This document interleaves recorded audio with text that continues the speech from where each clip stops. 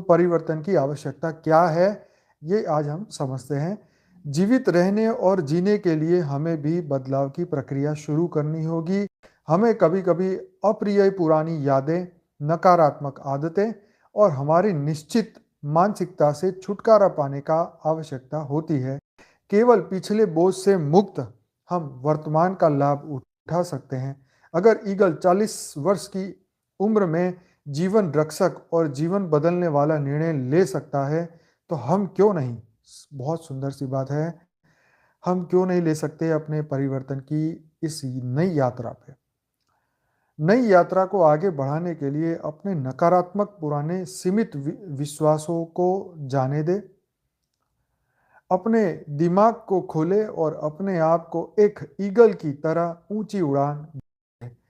तब बारिश होती है तो सभी पक्षी अपने अपने आश्रय पर कब्जा कर लेते हैं, लेकिन बादलों के ऊपर उड़ान भरकर ईगल बारिश से बच जाता है। समस्या सभी के लिए आम है, लेकिन इसे हल करने की दृष्टिकोण में फर्क पड़ता है।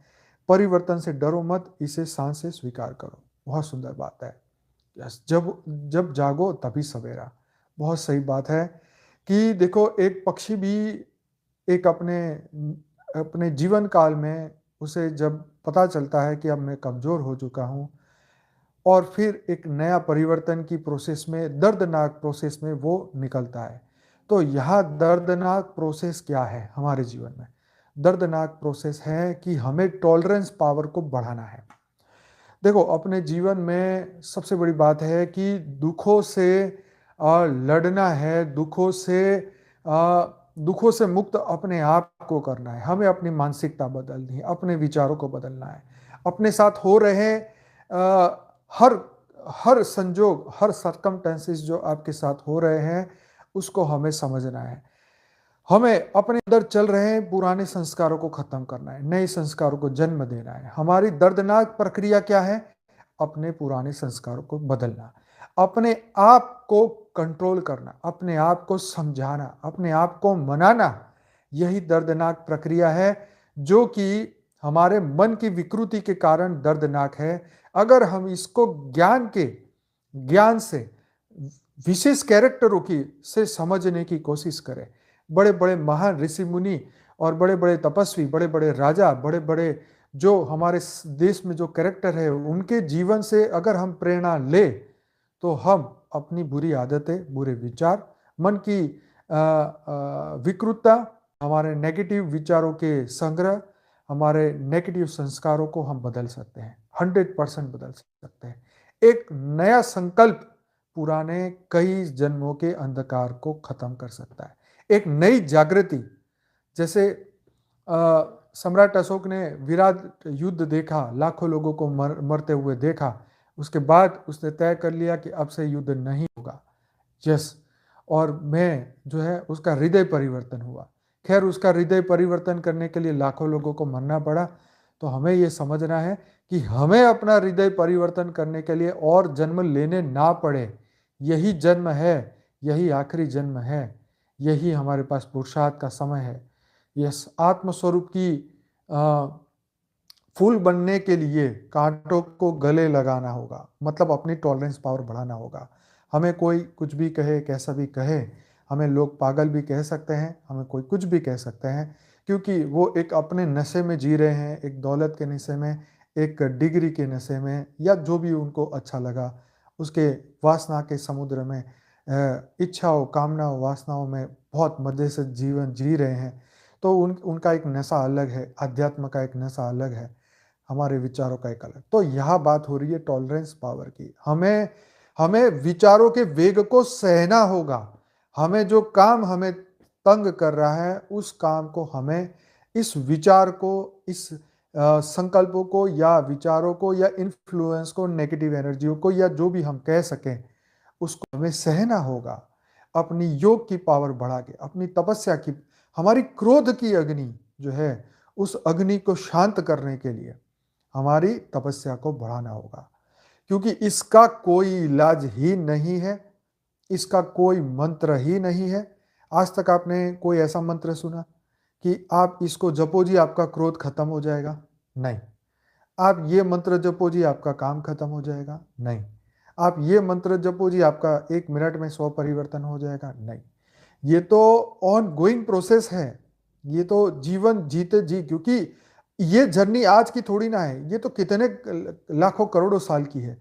और इस जर्नी के अंदर अगर हम स्व परिवर्तन कर सके तो ये कितनी सुंदर जर्नी बन जाएगी। आप सोच के देखो, जो पूरी दुनिया कहती है कि ये इम्पॉसिबल है, इम्पॉसिबल है, इम्पॉसिबल, तेरे से तो होगा ही नहीं, और आप उस जर्नी को पूरा कर सकें, आप इस जर्नी को सुंदर तरीके से या बहुत बढ़िया तरीके से, एक अच्छे तरीके से जीवन जी सकें और एक नई उपलब्धि को प्राप्त कर सके, तो आपका जीवन कितना धन्य हो जाएगा। ये सिर्फ आप ही जान सकते हैं, आप ही सिर्फ इसकी अनुभूति कर सकते हैं। अगर आपने अपने जीवन में अपने आप को बदलते हुए देखा है, तो डेफिनेटली जो मैं ये कह रहा हूँ इसकी अनुभूति आप कर सकते हैं। अगर आप अभी भी उसी अवस्था से बाहर नहीं निकल पा रहे हैं, या अभी भी आप पुरुषार्थी हैं, अभी आपके जीवन में आपको बहुत संघर्ष करना है, स्व परिवर्तन के लिए बड़ी मेहनत करनी है, तो डेफिनेटली आप अगर ये करते रहेंगे तो आप एक दिन इस जरूर प्रोसेस से बाहर निकल जाएंगे, स्व परिवर्तन जरूर कर पाएंगे अगर आप कंटिन्यूस रहे तो, है ना। कंटिन्यूस पानी का फोर्स चट्टान को तोड़ देता है, चट्टान को हिला देता है ना। लेकिन वो फोर्स खत्म हो जाए तो वो चट्टान का कोई कुछ नहीं बिगाड़ सकता।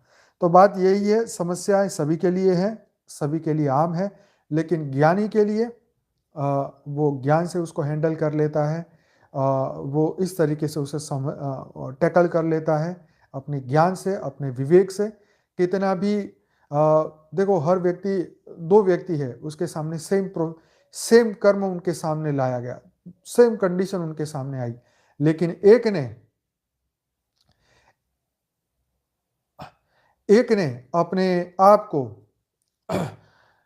एक व्यक्ति ने अपने आप को ज्ञान से सुलझा के उस समस्या से बाहर निकल आया, और एक ने आग बबूला होके राई का पहाड़ करके जो है उस समस्या से ना बाहर निकल सका, और ना ही वो अपने आप को वो मुसीबत से बाहर निकाल सका। तो ये उस व्यक्ति के विवेक के ऊपर है कि वो किस तरीके से उसको डील करता है, हैंडल करता है, अपने आप में एक नई शक्ति, एक नई अवेयरनेस जागृत कर सकता है या नहीं।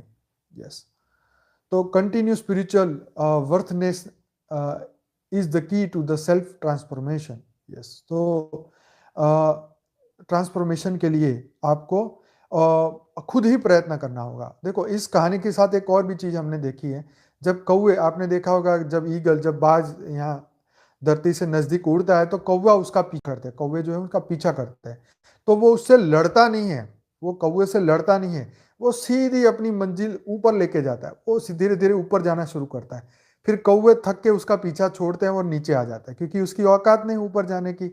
तो मतलब ये है, आज मैंने एक और सुंदर बात सुनी या पढ़ी कि हमें अपनी एनर्जी रेसिस्टेंस, मतलब बदला लेने के लिए या उसके लिए हमें वेस्ट नहीं करनी चाहिए, अपनी एनर्जी को बचा के रखना चाहिए नए कर्म के लिए।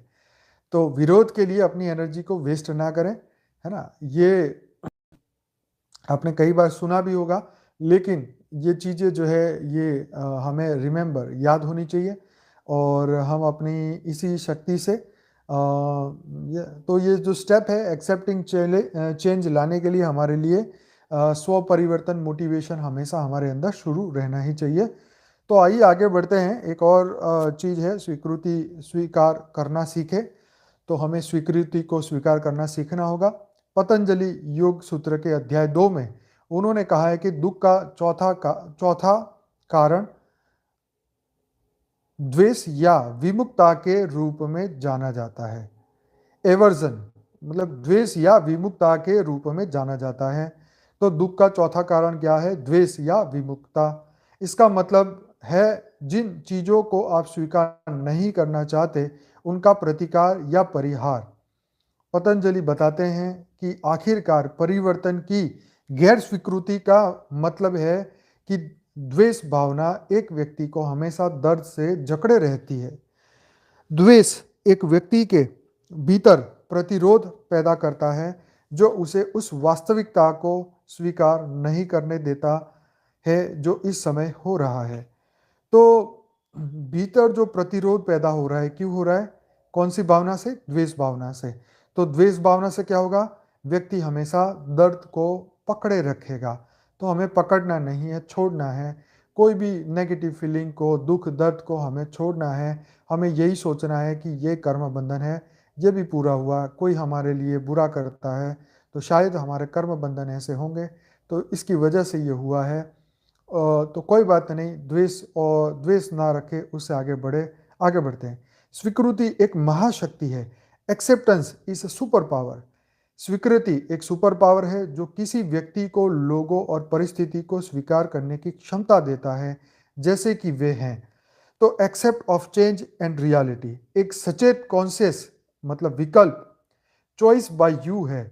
मतलब आपके पास जो चॉइस है वो सिर्फ आप ही है कि द्वेष भावना न रखें या अपने जीवन के अनुभवों का विरोध ना करें, बल्कि उन्हें जैसा होना चाहिए वैसा होने दें और जो हो रहा है उसके साथ बहें।